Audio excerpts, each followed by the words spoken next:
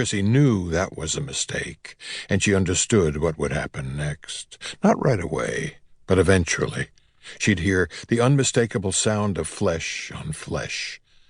In the morning, there would be a new bruise somewhere on her mother's body. On her upper arm, maybe, or else on her back.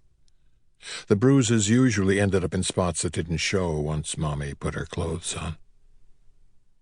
Waiting for it to happen was worse than listening to it happen.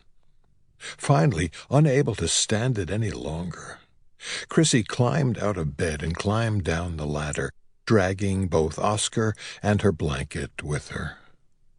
Instead of crawling into the lower bunk with Lonnie, she made her way to the foot of the bed, and to the spot where Rambo lay curled up on her own bed.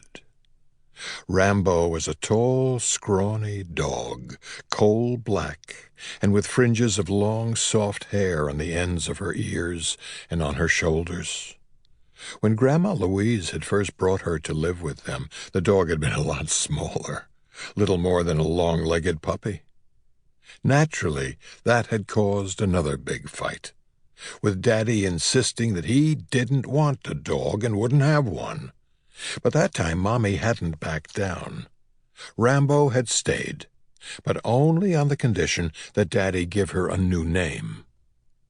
When Grandma Louise showed up with the dog, she had brought along a dog bed. Back then, the bed had been too big for the dog. Now, it was too small. As she lay stretched out flat, Rambo's nose rested on the floor on one side of the cushion, and her long tail trailed off the opposite side. When Chrissy approached the bed, Rambo raised her head and thumped the floor with her tail.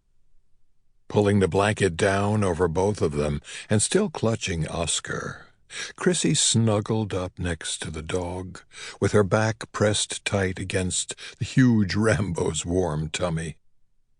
Once Chrissy was settled, Rambo gave a contented sigh.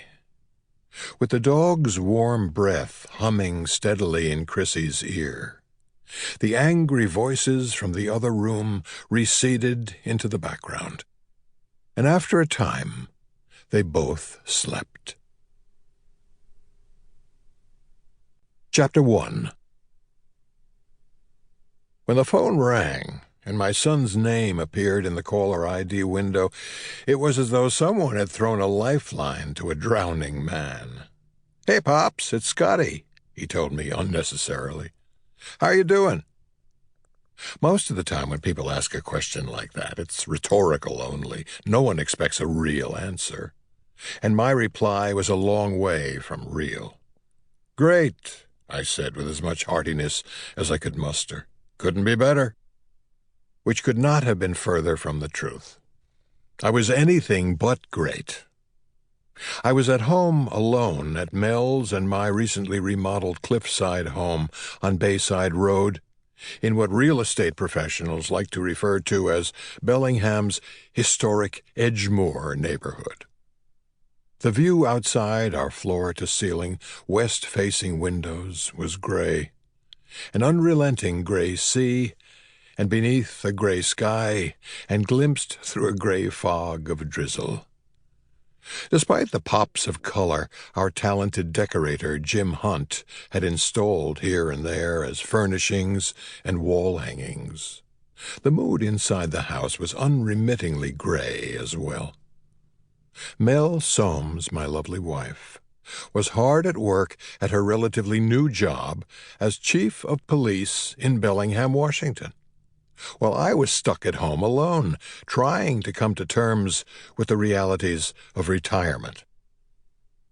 I had done some occasional work for TLC, The Last Chance, a volunteer cold case unit that my friend and attorney Ralph Ames had hooked me up with.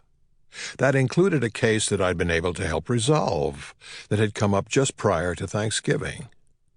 The reality of TLC work is that it often involves plowing through old police reports, searching for something someone else has missed.